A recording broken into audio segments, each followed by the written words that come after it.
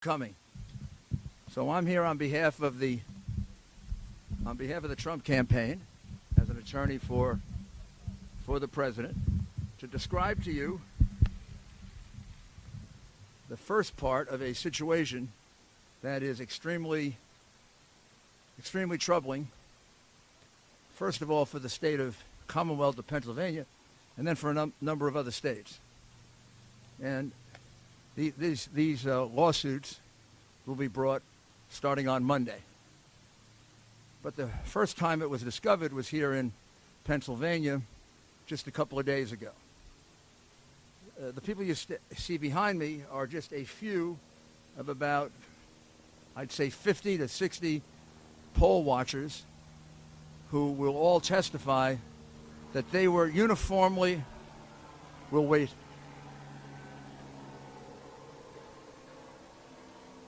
that they were uniformly deprived of their right to inspect any single part of the mail-in ballots. As you know, from the very beginning, the mail-in ballots were a source of some degree of skepticism, if not a lot of skepticism, as being innately prone to fraud. The New York Times had written that 10 years ago under other circumstances, but of course changed their mind once it was a situation involving President Trump. Congresswoman Jordan, in her vast and compendious review of various forms of voter fraud, cited mail-in ballots as the most prone to fraud. With all that, you would have expected there'd be a high degree of security and a high degree of inspection that would be provided for mail-in ballots. Instead, in the wisdom of the officials, Democrat officials here in a city that's been Democrat for 60 years and has a very long history of voter fraud, documented history of voter fraud, instead of going to a high degree of care to allow inspections of the mail-in ballots, there was no inspection of a single mail-in ballot. Those mail-in ballots could have been for anybody. Those mail-in ballots could have been for anybody they wrote in. Those mail-in ballots could have been written the day before by the Democratic Party hacks that were all over the convention center. What I'm saying to you is not a single one was inspected, as the law required. Even when a court order was obtained to allow the Republican inspectors to get 6 feet closer, they moved the people counting the ballots 6 further feet away. It's really simple. If you have nothing to hide with these mail-in ballots, you allow inspection. I mean, this is common knowledge, common practice in the examination of absentee ballots, which happens all the time. You take out the absentee ballot, you open it up, the Republican looks at it, the Democrat looks at it. If nobody objects, you put it in the pile. If either objects, you put it aside. That's what's done for absentee ballots, which have the extra security of having signatures you can match. Here, which a much more insecure method of voting, no Republican got a chance to look at that ballot. Some of the ballots you will see looked suspicious. From very far away, they look like same pen, possibly same handwriting. We can't say that because we never got to see it. Now, you're also going to find that way across, on the other side of the state, there is a similar situation in Pittsburgh involving 300,000 ballots that were uninspected, unreviewed, not observed by a single Republican. Not a single one. It's got to be a pattern. As a friend of mine says, I don't believe in conspiracies, but I also don't believe in coincidences. Kind of funny that all Republicans were rejected here and all Republicans were rejected in Pittsburgh, and it amounts to about,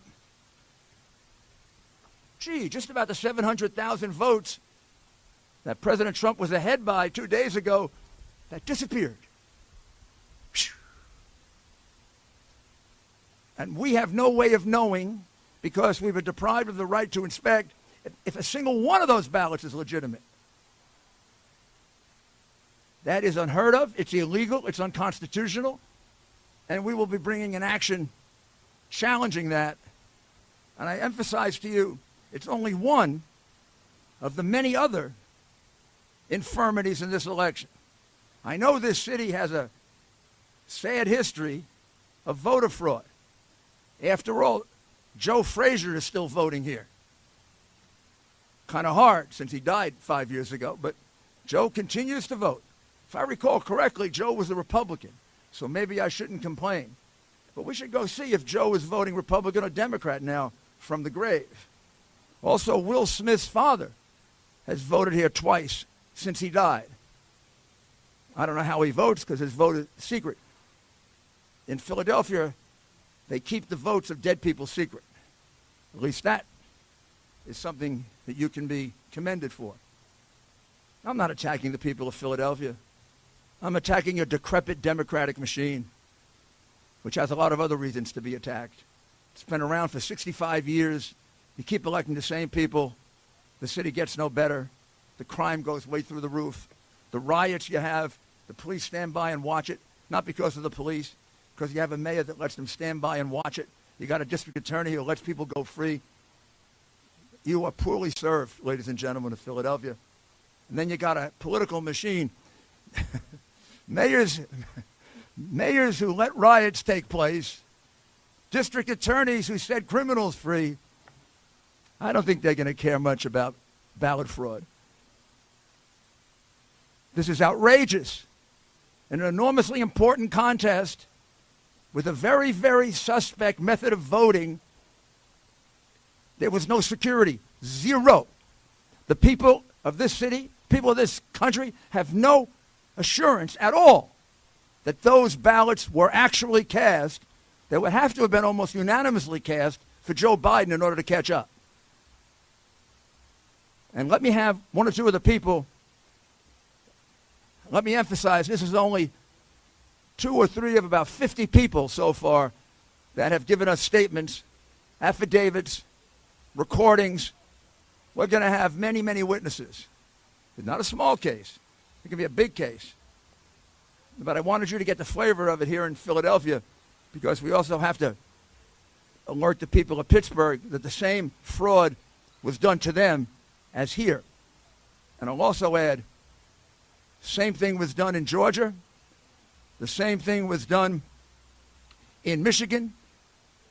The same thing was done in North Carolina. Seems to me somebody from the Democratic National Committee sent out a little note that said, don't let the Republicans look at those mail-in ballots, at least not in the big Democratic hack cities that we control. We've done a lot to destroy those cities, and now we're going to destroy their right to vote. So let's start off first. My friend, you just tell briefly what happened to you, who you are, and what happened to you like you described it before. I am Daryl Brooks. I'm in Philadelphia. Okay. Take your mask off. Okay, take it off. All right. Daryl Brooks, Philadelphia resident. Here for about 2 years. I come out here to support our president, and this is one of the reasons why I wanted to be on the go to the poll to watch. A lot of us were excited about the president winning a second term, and a lot of individuals, African Americans in Philadelphia, were, especially men, were talking about the 401k plan and how they were excited because their finances. So when I go to the poll, it was basically they put us at 20 feet away, and they said no cameras, no phones, you cannot take pictures. I was even harassed by some of the Democratic Party poll watchers, and that is also recorded. And then next thing you know, it was 6 feet away, and they still would not allow us to see anything that was happening. We saw people working on the ballots, but we didn't know any names. We didn't see anything. We don't know if people voted twice or 3 times. We didn't know if people were dead people were voting. But we were there and we were watching, and it's such a shame. This is a democracy, Philadelphia, and they did not allow us to see anything, and was it corrupt or not. But give us opportunity as poll watchers to view all the documents, all the ballots. And listen, you know, we just want a fair election. And we viewed that it was not fair at all. It was not fair to allow us to, you could allow us to look at the ballots, some ballots, but nothing. We were kept away from everything. Thank you.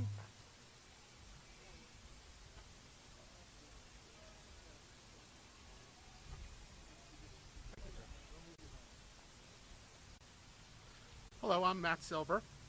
I went for 16 hours straight poll watching. It took about 30, 45 minutes to get through, despite me having credentials of all possible manner. Eventually I showed an email proving that I was supposed to go in. They at least let me through. When I was there, I was turned away for a tablet. They did not want any tablets or computers there. I had to bring that elsewhere. Eventually, when I was let through, you were not able to get anywhere near the ballots. There were 3 rows of people counting ballots. The closest at my day, may have been 15 feet away.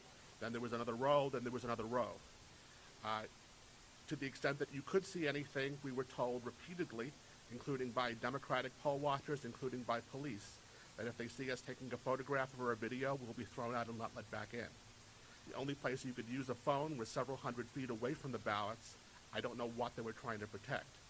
When I was there, I saw some people looking at the ballots legitimately. Some people were flipping through them at a rate of every second or so in a way that we specifically could not even see a single thing. To the extent that you could see a thing in certain boxes, I saw they seemed to be, at least certain boxes, seemed to be in the same unusual pen and seemed to have very similar handwriting. Some boxes were normal, some boxes were like that.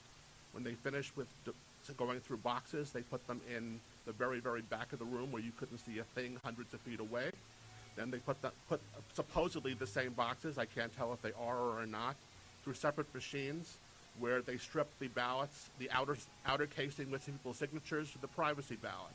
At that point, the actual signatures are completely separate from the privacy ballot, and they'll never be able to be tracked back. What I saw was disturbing, and the process seemed to be specifically so we could not observe, and also so we could not challenge. The only way to challenge something was to call an individual called Seth, who was in the back of the room, who could speak to people. And again, they were very worried about photographs and videos.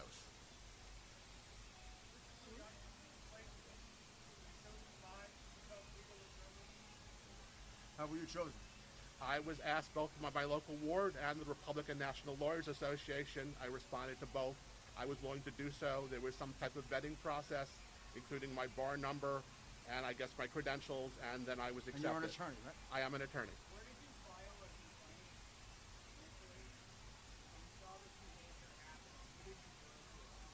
I asked the individuals in the group who were the most senior, and again, We'll take questions later. When you moved 6 feet closer, as far as you knew, was that based on a court order?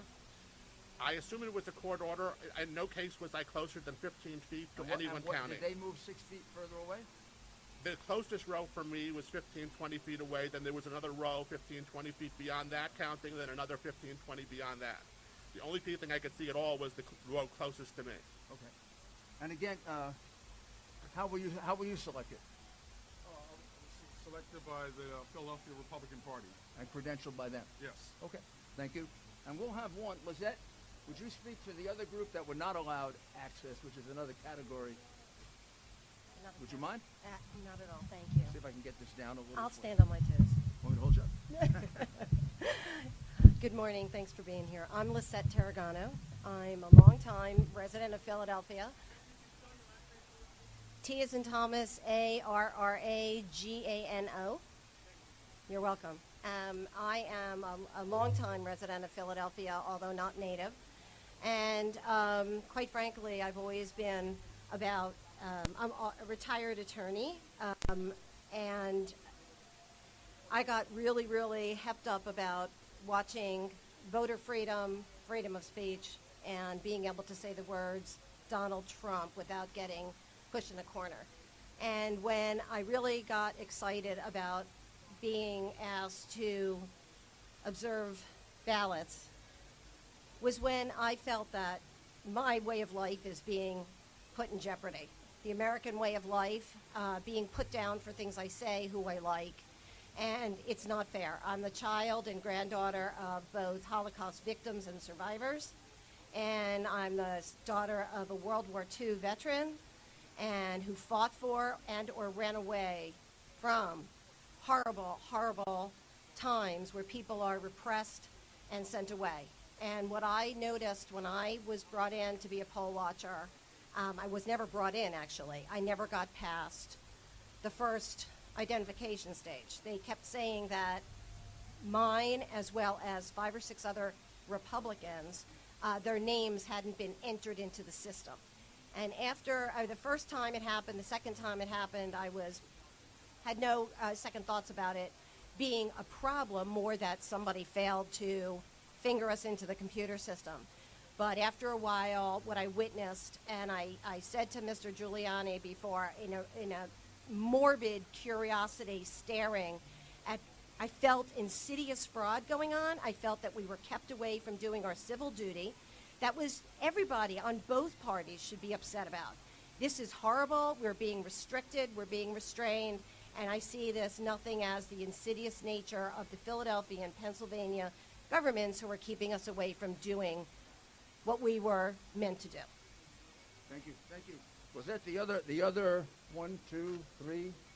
Are here with me today. The other 3 here are also poll watchers who were deprived of their opportunity to even go into the room. I could have brought, I'm getting a list now to count them, I could have brought about 50 with me, but I didn't do it for 2 reasons. 50 is too many. Number 2, they're afraid. They're afraid of being publicly identified. They're willing to testify in court. They're afraid there'll be repercussions against them because one of the people that did speak on television has already had threats. Jeremy Mercer, who was in charge, has already given a statement twice, both here in Philadelphia, the day after the election, I believe, and then he was interviewed on television.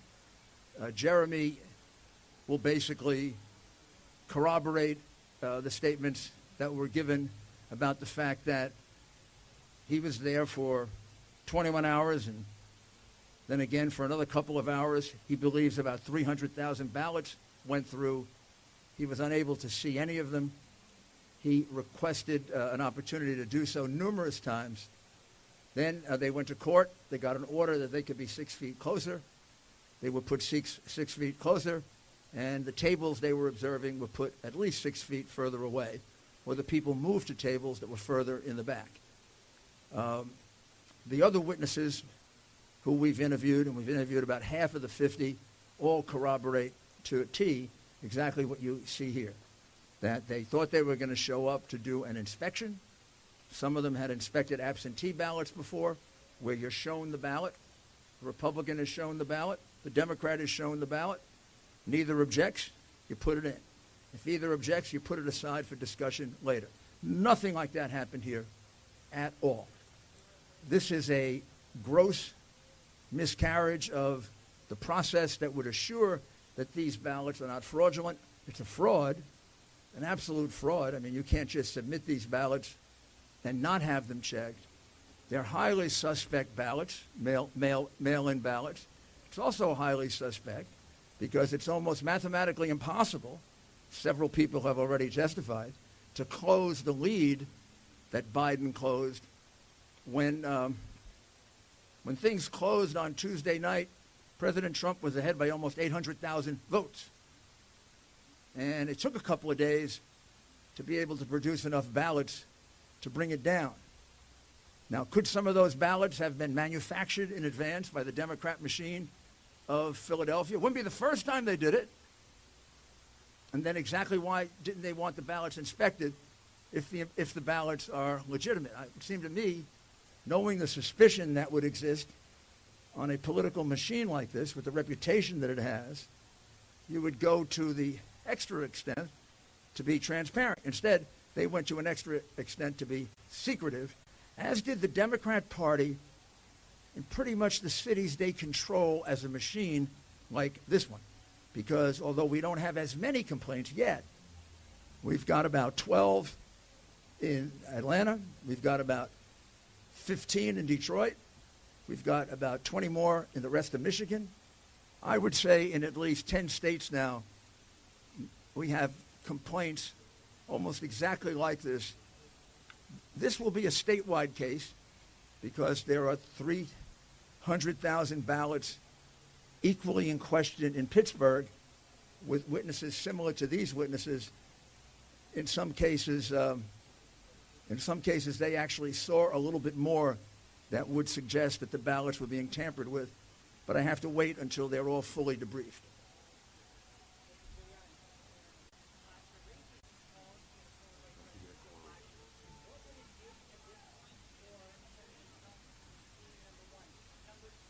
Ready?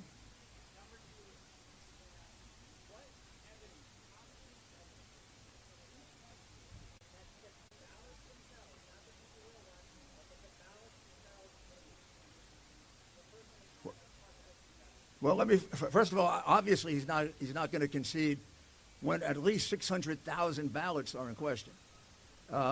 It's not my job to determine if the ballots are right or not. It's their job. But with a mail-in ballot or an absentee ballot, the burden under law is on the party that's proposing it, which is why it has to be inspected. It's not my. How can I possibly tell you there's fraud or no fraud? The way they conducted themselves. Because it looks, I can't tell you exactly what's on the ballot. They conducted themselves in a way that suggests that there was fraud. One of the things that does involve fraud is not making it possible for the people who are supposed to inspect. That's a fraud. That's a fraud on the voters. The voters expect that their inspectors are going to be able to inspect. The voters were defrauded of that right. We will not know if those 600,000 ballots were valid, invalid, or not. Having conducted themselves that way, they certainly present a very strong circumstantial case that the ballots were tampered with. Also, the highly unusual, almost mathematically impossible reduction in the vote in that period of time also raises the question that the ballots were tampered with. So they've done everything they can to yell out to you we were tampering with the ballots without being stupid enough to show it to you. They kept our inspectors away. They kept our inspectors away uniformly. I don't think we're going to find a single Republican that ever got to look at one of those ballots when the law requires that we are allowed to look at them. They did it here, and they did it in Pittsburgh. That can't be a coincidence. How do they figure out in Pittsburgh they should do the same thing that happened here? And they didn't do it in other places. I'm sorry. I'm going to ask Corey Lewandowski to explain his experience. Now, I said I'm going to ask. Well, I appreciate you being here today. Let me just give you one concrete example, not anecdotal, but concrete example of what we believe to be valid voter fraud in the state of Pennsylvania. I draw your attention to an obituary listed for one Denise Ondish in Allegheny County, born 9/10/1946, deceased 10/22/2020. Her application to vote was received on 10/23, the day after she died. It was then mailed by the county back to her on 10/24/2020, 2 days after she had legally passed away. And the ballot was then received back at the county office on November 2nd, 2020. And when you go to the Secretary of State's website today, it says that she voted in this election, effective November 2nd, 2020, a full 9 days after Miss Ondish of Allegheny County passed away. This is not, this is not empirical, this is not anecdotal. This is hard evidence, and if you do your jobs from the media, I'm sure you'll find additional examples. And this will be one of many that we will be filing with the court. Thank you very much. Also, when you say that there's no evidence, the people standing behind me are called witnesses. they will eventually, soon hopefully, appear in court and give this testimony, because we're going to file a federal lawsuit that will cover here and Pittsburgh, and we will have as many witnesses as the court needs.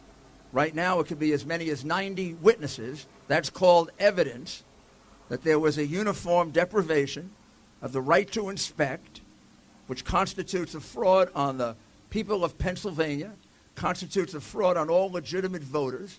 Any illegitimate vote cancels a legitimate vote.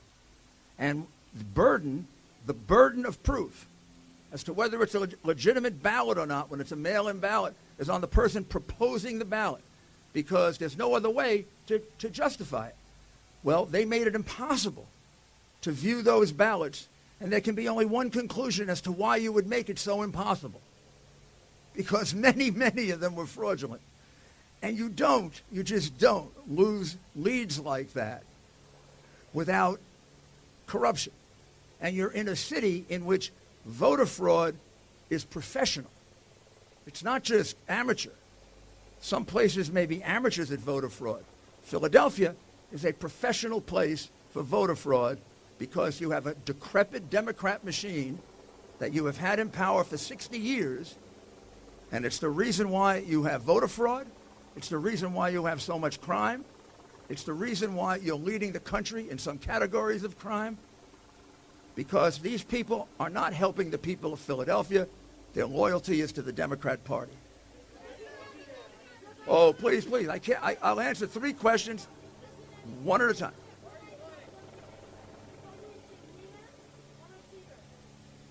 I'm sorry, I didn't understand that. Wiener?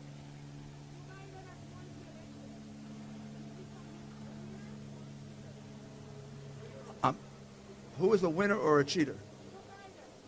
Oh, is he a winner or a cheater? Well, that's what we want to find out. We have a right. I mean, here's what I can say about this evidence. This evidence is overpowering in that it suggests we need a very, very detailed hearing. We have to find out exactly how many ballots are implicated, how many ballots were not inspected. The estimates I have so far, but we haven't finished this investigation, is there was about 150 to 200,000 ballots here and about 300,000 ballots in Pittsburgh. It may be more, it may be less. Now, that's very serious, because the margin of victory, after being behind by 800,000, was only about 40,000. And it's a little odd that every vote from Tuesday on was all for the one candidate. There's also a very strange thing that happened, which will be part of our case. At some point during the process, when the lead of President Trump reduced from something like 50,000 to 30,000, at the time it was at 50,000, 94% of the vote had been cast. And when we got to 30,000, it was only 90% of the vote cast. Now, I can get experts to tell you how that happens. That happens because, think about it, you increase the denominator. What do you increase the denominator with? New ballots. Nobody was informed of new ballots, unless people were writing them up. This will be a very, very strong case. And I know you won't accept it because of your hateful biases, but let's see if you can try thinking rationally.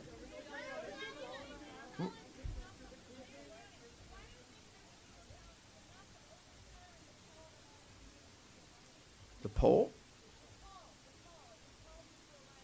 Because they don't decide the election.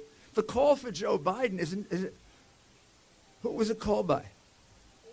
Oh my goodness, all the networks. Wow. All the networks. We have to forget about the law. Judges don't count. All the networks thought Biden was going to win by 10%. Gee, what happened? Come on, don't be ridiculous. Networks don't get to decide elections. Courts do.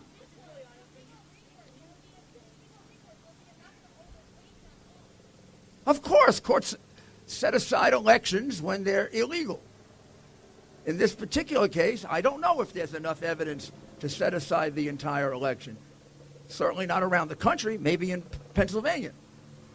However, there certainly is enough evidence to disqualify a certain number of ballots, the ballots that were not properly inspected should be thrown out. And that number of ballots should be taken out of the count. That could affect the election. Shh. Shh.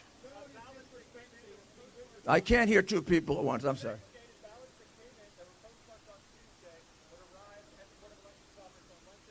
That's a whole new issue. That's a whole new issue that we're just developing. Seems to be a significant number of ballots, and there seems to be a significant number of, I shouldn't say significant, there seem to be 3 or 4 very credible witnesses that there was backdating going on, and there are direct witnesses for that, but I'm sure you'll call that not evidence. Not you, the general mob.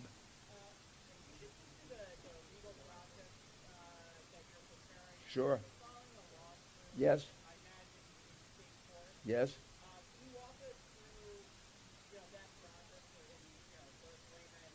Sure, simple. Thank you, sir. I can be a law professor. The case that we would file, many cases are going to be filed, some big, some small. This is going to be eventually a big case because it will go beyond Pennsylvania. But right now, the case is a civil rights case. It'll be filed in federal court. I'm sorry. It'll be filed in federal court. You could file it here or Pittsburgh. That'll be the choice of our lawyer who's looking at it now. Since there seem to be more cases in Pittsburgh than here right now, I would guess it would be filed in Pittsburgh, but it would affect both jurisdictions. And what the case alleges is very simply that President Trump's campaign was denied its right to a fair count, which is a deprivation of civil rights. And if that's the case, the court has a wide range of what are called equitable remedies. Equitable remedies could include depriving that jurisdiction of a certain number of votes, equal to the number of votes that are proved to be not inspected properly. It could be to set aside an election, but that could be one of the things we ask for, but I think that if you set aside the votes, you would probably remedy the wrong that was done here. Now, it could turn out as we go beyond Pittsburgh and we go beyond Philadelphia, and we have a little bit of evidence elsewhere in another Democratic part of the state that the same thing was going on, that it might spread to there. Where I do see it spreading, however, is sometime next week, unless I'm wrong, I think there'll be a similar case in Atlanta where similar things were going on. Republican inspectors showed up. They expected to inspect, right, like they do for absentee ballots, and they were uniformly kept out. They got to see nothing. And remember, Atlanta had to do the same thing you had to do. They had to catch Biden up because on election night he had lost. And he was down by a very good margin with only 85% to go. Something very similar happened in Michigan, Wisconsin, can't say Arizona, but in almost every state where President Trump had a lead going into the end of election night, some of the leads looking almost mathematically impossible to undo with the 5%, 10%, 20% of the vote. In almost all of those, this practice was followed. And I'm right now trying to find, did we get to see any ballots that were used for that purpose? If that's the case, then we have a massive nationwide lawsuit. So it could affect more than one state. But right now, the one that it definitely affects is the state of Pennsylvania in a very, very big way. But it's not the only infirmity in this state. There are dead people voting, no question about it. We get any number of complaints of that. We have a very serious problem with backdating of ballots, including 4 witnesses now who are testifying to that. Whether that becomes part of this lawsuit or it's something separate, that isn't developed as fast as this has. One last question.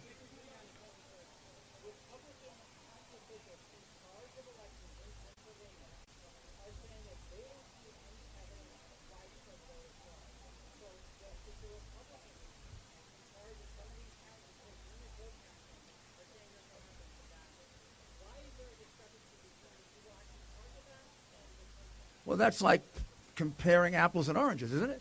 They're not in charge of Philadelphia. How would... I'm glad they didn't see widespread fraud. That was in Republican counties. I don't think there was fraud in Republican counties.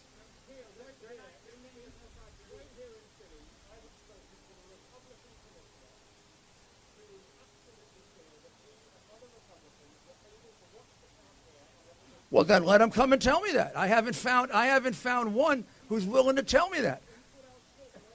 Let him give me an affidavit under oath, under penalty of perjury. You're telling me these people are lying? Well, I've spoken to about 50 people. I have statements from 25. We've spoken to 50. Every single inspector. No. I didn't speak to them. Are you the lawyer for the other side, by the way? Well, you should get paid for it.